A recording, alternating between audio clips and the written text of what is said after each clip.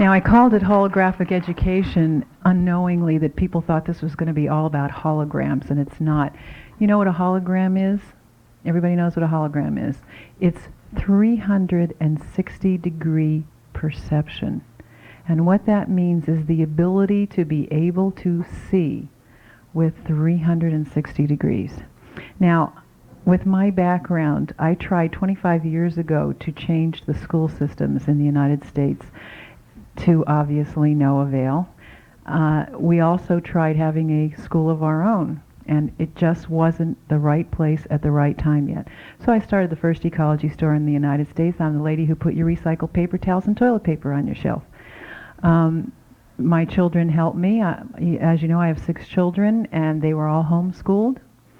I still have 2 of them. They all attempted, and I will tell you some stories about the attempts to try to do school. We have some wonderful stories about school. The 16-year-old decided he's now going to stay home and continue to homeschool. The 17-year-old said, that's it, I'm not doing school anymore, got his GED, and he's now in college. Those are my last 2 at home. I want to talk to you about the difference between intelligence and intellect right now, because it's the crux of what I want to speak to you about in terms of educating our children. Intellect is something that comes from the left side of the brain, right-handed.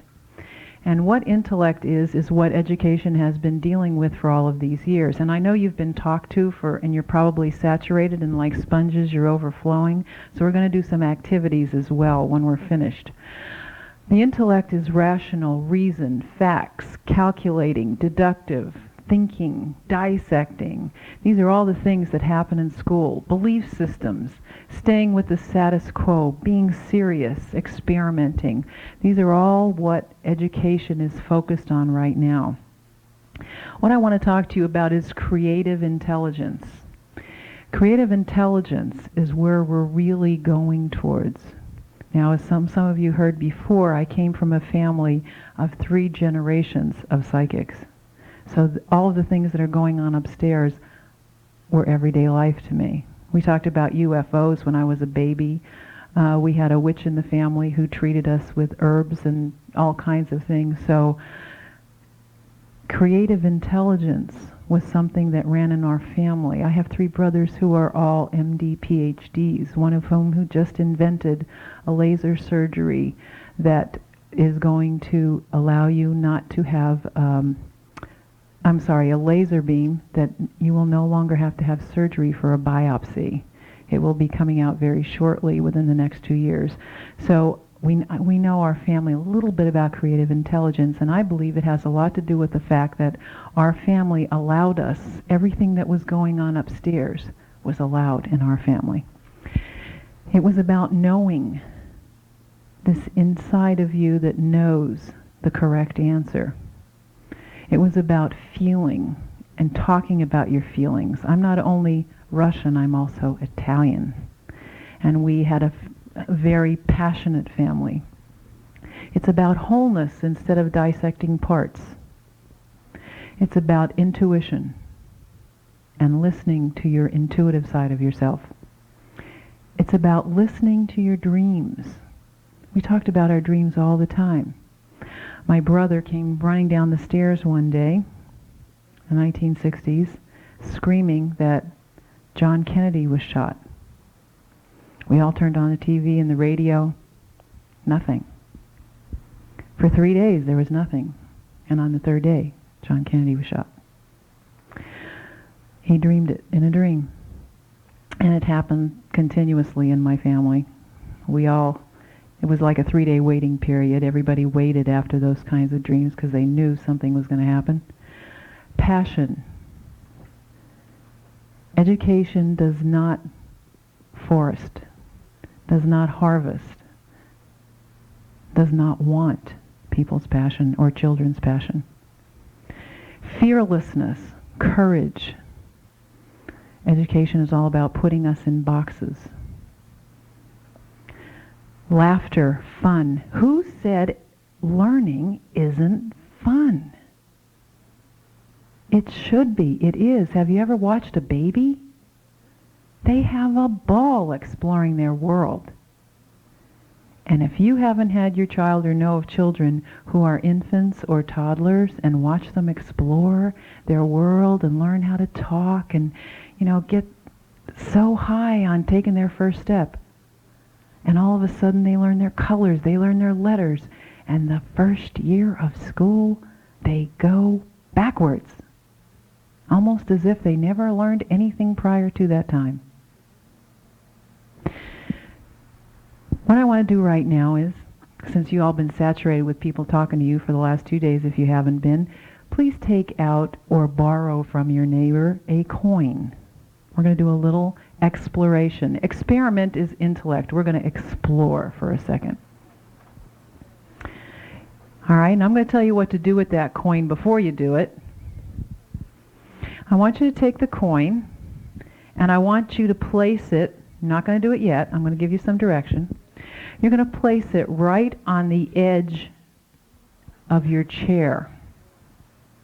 So obviously, you're not going to be in it. And you're going to place this coin right at the end of your chair. Penny is probably best, but you can use dime, nickel, quarter, whatever you find. Okay, and you're going to put that right at the edge of your chair. And then I want you to get a perspective of that coin from underneath. And I want you to get yourself to the point where you can't see the coin from underneath. Is that a challenge? All right. Now you're going to take the coin. Everybody stand up. I want you to put the coin at the end of your chair. This is really a metaphysical experiment. You're going to see it in just a minute. All right. Now get yourself to the point where you are underneath and cannot see the coin. Underneath it. Oh, this man uses his head. Go ahead. All right. So you're underneath it. All right. You might want to go like this if you want to. All right. Now you need to get yourself where you are eye level with the coin. Eye level. All right. What does the coin look like right at eye level? What does it look like? Can anybody tell me? Yell out. A line. Go down farther. Can you see it as a dot? Anybody see it as a dot? A line is close enough. Okay, bring yourself up just a tad, a hair. All right, now what do you see? Can you see it as a half circle?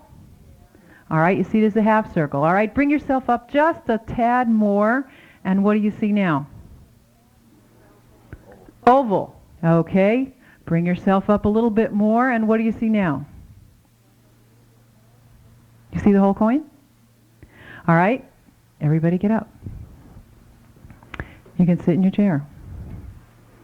I was hoping somebody would do that. This was actually a metaphysical experiment.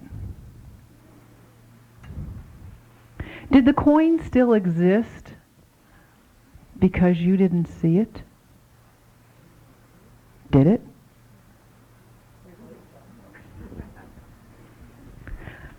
If you were using your intellect, it would say, well, I can't see it, I can't prove it, therefore it doesn't exist. If you were using your intelligence, you would say, I have this sneaking suspicion that it might. I feel like it might exist. So therefore I can't rule out that it doesn't. I'll give you a little hint about intelligence. Intellect is of the mind. Intelligence is of the heart. It knows, it feels. And we can't really, I'm using my intellect when I say that we're separating mind and heart here. You really don't. But we've been focusing so long up here, we're kind of losing our hair. I'm losing mine. I don't know about anybody else. Because we're so engrossed on being up here instead of being here. In that little experiment, it was about perception. Depending on where you are, that object doesn't change. Only the place where you were changed. So, Anything that the mind can conceive, the heart or the mind can conceive, probably is true. Just because you can't prove it doesn't mean it doesn't exist. But what do we teach our children in schools? If you can't prove it, then it's not there. And if anybody does anybody hear Wayne last night? Well, Wayne talked about quantum physics. And in quantum physics, the farther down you go, the more you find there's nothing there. And when you get all the way down, it's the no-thingness. And everything that creates this physical reality right here is about thought. So what you think, you create. Now I'm preparing you for education here. This is a preparation movement. What you just did as an experiment is what we should do in reality with children. Anything that they can conceive, and believe me, they've got the greatest imaginations in the world. Why isn't it real? Why don't we tap into that? Why do we have preconceived facts that we make them learn when they have so much more of reality? Ladies and gentlemen, I will write a book one day on the things children say to me. I was sitting at a kitchen table with a group of 4- and 5-year-olds. And because I listen, they say. By the way, these skills atrophy after the age of 6 if they don't have someone who knows how to listen to them. And these skills are all innate, and they're all born with them. And they develop up into the age of 6. In conception from age 6. This little boy sat at the table. He said, "Life is like a pencil." This is a 4-year-old. And I said, "Really? How is life like a pencil?" Now I want you to listen to this. You sharpen it, it gets to a point. You use it, it gets duller. You sharpen it again, it gets to a point. You use it, it gets duller. You sharpen it, and he kept going on and on. And he said, and then it disappears. 4-year-old. One day I was doing this was a long time ago, and I was doing lectures on reincarnation. I couldn't quite figure it out. I couldn't grasp it. So I took a group of kids out to a pond, 5- and 6-year-olds this time. And I said, y'all can just go over and have a great time in the pond, and I need to really sit and think. We were out in the woods. I really need to sit and think, so please don't bother me, okay? I really want to just think about this. I had 3 people, I was a therapist at that time, I had 3 people come to me telling me they were Cleopatra in another lifetime in 1 week. And I said, I've got to really think about this. There's something going on here. And one of the little boys who was throwing rocks in the pond kept screaming up to me, "The answer's in the pond." And I said, "Please, I asked you, don't bother me. I really need to think about it." And he kept saying, "The answer's in the pond." And finally I was just about irate, and they all went, "The answer's in the pond." And I went down to the pond and I looked. And there they were making ripples in the pond. And what struck me was that the pond surface was all happening at the same time. The ripples were all interacting with each other, and it was all happening at the same time. And I never believed in reincarnation again after that. And that was all from a group of 4- or 5-year-olds. So children are very, very much in touch with creative intelligence. If we could only learn to do the big L word, listen. We think we've got the answers. Believe me, they are closer to God because they do not have the beliefs that we do. The fear of keeping with the status quo. or what everybody else is doing. Because they're not serious. They have a ball. Because they explore instead of experiment.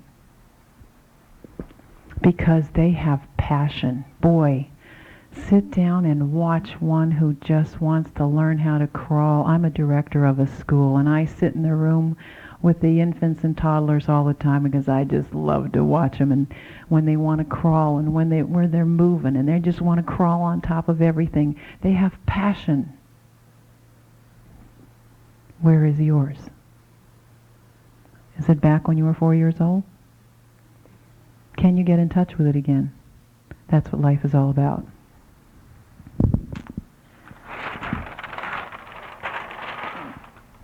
Holographic education. I've spent the last 25 years researching the educational systems on the planet. I have a Montessori certificate, Waldorf. I've been to the freedom schools, the democratic schools. I've been to all the schools imaginable that started from little bitty communities to parents who had an idea of doing something different with their children. I belong to the National Association of Holistic Schools. Believe me, there are. I belong to the National Association of Homeschooling Association. There are so many out there you wouldn't believe it. Parents everywhere want something different for their children. Education today started with, anybody know?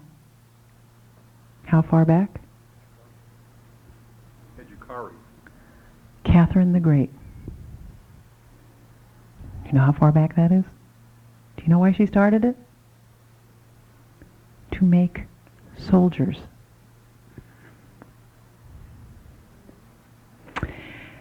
And during the turn of this century, we had some wonderful politicians who went over to Prussia and saw this great system that was going on, decided to bring it to our shores. And at that point, prior to that, was probably the greatest system of education on the planet, the one-room schoolhouses. And a lot of people don't remember the one-room schoolhouses in this room, but they were incredible. There was no labeling. You moved at your own pace whenever you wanted to, and you heard the same lesson over and over and over again from everybody else in the room till you got it. Everybody learned in the same room. It was about community. The school was the center of life in the community. It was the heart of the community. I could go on and on about one-room schoolhouses. They were my thing. First textbook written in the early 1800s. McGuffey readers prior to the 1900s. I was privileged to have someone give me the McGuffey readers. The first grade text of a McGuffey reader from 1890 is equivalent to a 6th grade reader today. What does that tell you? How we spoon feed our children. Not only is the educational level very high, but they are filled with stories of morals and values and how to live life as a good human being and a moral human being, which is another thing we've lost in our schools. To be honest with you, schools today, and I travel around the country all over.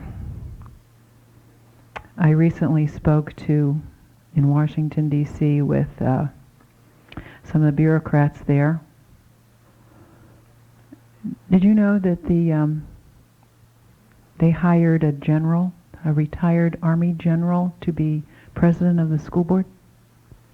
in Washington, D.C.? Anybody know that? They fired the entire school board and brought in a retired Army general and Army personnel to run the D.C. schools.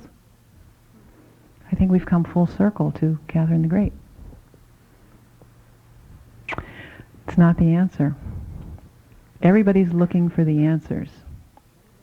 Teachers who start off with good intentions often always end up frustrated because their hands are tied. They really can't do anything. Any new system of education, and believe me, there are thousands around the world, thousands. Anything that comes to the shores of the United States goes nowhere. Not even the Montessori and the Steiner schools. They are not the same as they are in Europe. Believe me. Because of state and federal regulations that make them into glorified public schools. When they come to our shores, just for an example, a physicist in Australia sent me his new mathematical system. I opened the book and I knew it was extraordinary. Children at the age of 3 and 4 can add numbers yay long, instantly. It's incredible. It's called circular math. We have tried to get it in the United States for 5 years. It doesn't conform to the state codes of mathematics. Doesn't matter what the kids do. It doesn't conform to the state codes. Holographic education is about timelessness. Our schools, when Catherine the Great started them, she purposefully had them timed a certain way because she knew, and she experimented with this. If you get somebody to a certain point and automatically ring a bell and change it, you can disrupt their creative intelligence by constantly doing that all day, to the point where you make them not be able to think for themselves.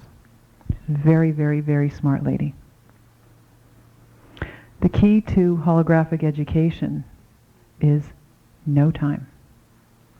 There's a school in Sudbury, Massachusetts. That school has been around for 25 years. It was started by a bunch of hippies. There's about 400 children in the school. Ageless and timeless.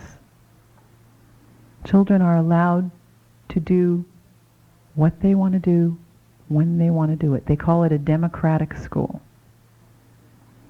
And believe me, it is democratic. The children elect a board to rule their own. If somebody does something wrong, you go before the board, and I've seen it. I've been there. I can tell you, they are tougher than any teacher. They hire their own teachers. Everyone does. Age 4 to 17. They hire their own teachers. Teachers go in there to lobby. I was there when teachers were lobbying to be hired. They lobby to be hired in that school. Don't you think that's a great system? There is no top-heaviness of administration. There are the two owners, and there are the teachers, and the children run the school. Extraordinary place. There's many of those in the United States. How many have been to a college class lately anywhere, or a community college classroom? Anybody? I'm taking a pottery class in a community college. And there's people there from ages 14. We've got an 80-year-old in our class. That's the way it should be. Why don't we have senior citizens in our classrooms? They carry the wisdom. It teaches children about being with the elderly.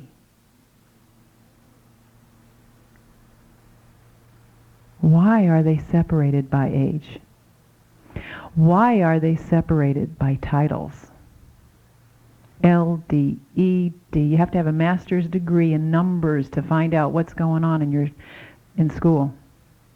Ladies and gentlemen, it takes, the last statistical information I read, it takes, are you ready for this? You're not going to believe it, $60,000 a year to educate one handicapped child in a school district. $60,000 a year for one child. That's what your taxpayer dollars are going to. Why? They didn't have $60,000 a year in one-room schoolhouses and the kids with crutches and everything went in there. What have we done? We've taken all of our energy. If you've listened to any of the classes that are going on upstairs and all around, you know that whatever you focus on is what you get. Where is the money focused on in education? At the bottom. All of our taxpayer dollars are going to LD, ED, this handicap, that handicap. That's where all of our money is going to. Either that or administration. We've got our choice. My first year of teaching in a public school, I was in a school district in Philadelphia, Abington. They handed out a booklet of all the employees, and it was this fat. And I thought, God, we don't have that many teachers. I turned the pages. 80% of the people in that book were all administrators. There weren't any teachers in the school. They were all administrators. And that's what's going on with our educational system. Democratic. Do you live in a democratic society? Do you? This is the end of side one. Turn this tape over now to side two to continue.